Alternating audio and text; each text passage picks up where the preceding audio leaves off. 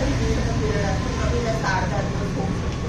परंतु त्याच्यावर जर केले तर आईला सांगायचं, मम्मीला सांगायचं की मला पिरियड्स आलेले नाहीये त्यामुळे आपण आपली काळजी घ्यायची. या वयामध्ये टीनेजमध्ये मुलांकडे आकर्षित होणे साहजिक असतं, परंतु त्याचा पण आपण निग्लेक्ट केलं पाहिजे, इग्नोर केलं पाहिजे. आपण आपल्या अभ्यासाकडे लक्ष दिलं पाहिजे. हार्मोन इम्बॅलन्स होत असतात, परंतु आपण आपल्या मनाची स्थिती जर चांगली ठेवली तर काही होत नाही. आपल्या शरीरावर काही वाईट परिणाम होतात, तर त्या शरीराचा आपण जर काळजी व्यवस्थित घेतली तर ते शरीरावर वाईट परिणाम होऊ देणार नाही.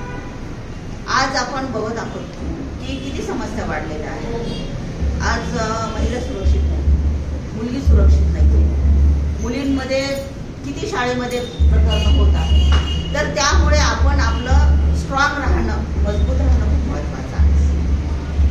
आपणच जर आपल्यावर अन्याय करून घेत राहिलो तर ती अन्यायाची सवय होते, तर तो अन्याय होणारच नाही याची आपण काळजी घेतली पाहिजे.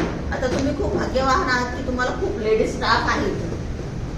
जास्त म्हणजे तुम्ही कोणतीही तुमची समस्या तुमच्या मम्मीसारखी इथं तुमच्या मॅडमला सांगू शकता आणि त्या मॅडम निश्चितचपणे 100% तुमची ती समस्या निवारण करण्याचं काम करतात.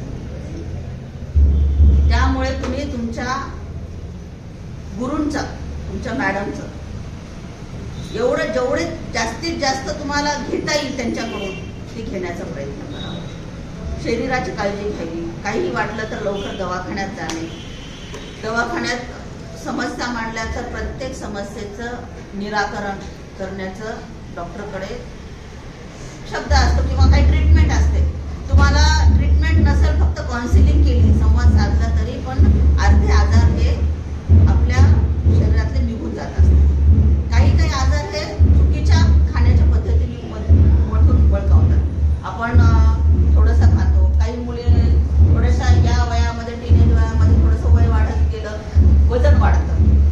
BMI आपला स्टँडर्ड नसतो, म्हणजे बॉडी मास इंडेक्स हा कमी जास्त असतो. मग मुली काय म्हणतात, नाही माझं वजन वाढायला डाएट करतात. डाएटिंगच्या माध्यमातून जे पोषण आहार असायला पाहिजे, त्यांचं पोषक तत्व जे असतात शरीरामध्ये, जे जेवणातून मिळतात, ती पोषक तत्व त्यांना मिळत नाही आणि त्या कुपोषित होतात. आता काही मुली खूपच बारीक असतात, काही मुली अगदी म्हणजे कुपोषित असतात की त्यांचं वयानुसार त्यांचं वजन हे खूप कमी असतं, तर मग त्या अंडरवेटमध्ये जातात. तर त्या पोषण कसं कमी करायचं? सिव्हिलमध्ये बऱ्याच योजना असतात मॅडम, कुपोषित मुलांना, मुलींना अक्षरशः 8-10 दिवस ते तिथे ठेवतात.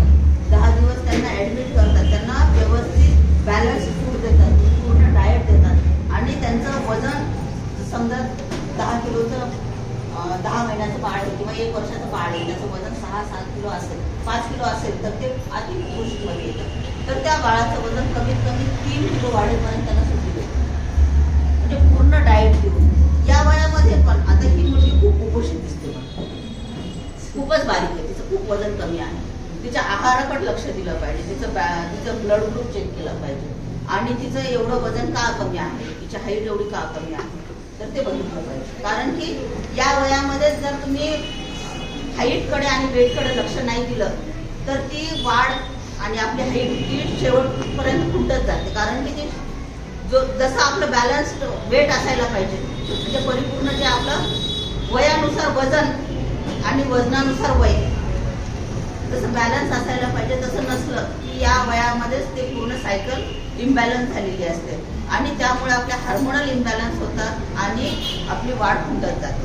त्याच्यामुळे आपल्या शरीराकडे लक्ष देणं, कॅल्शियम भरपूर प्रमाणात खाणं,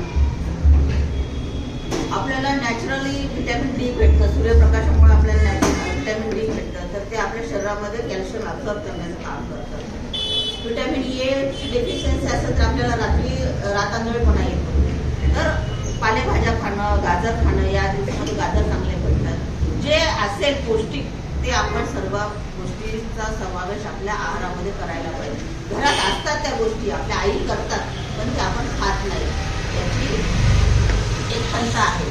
आज एवढ्या मोठ्या प्रमाणात मॅडमने माता पालक मेळावा आणि किशोरवयीन मुलींना मार्गदर्शन करण्यासाठी सगळ्यांना आमंत्रित केलं, सगळ्यांना बोलवलं, परंतु किती शोकांतिका आहे की आई वडिलांना आपल्या पाल्यासाठी आपल्या मुलांसाठी वेळ नाही. म्हणजे एवढे काय बिझी झालेले आहोत आहोत.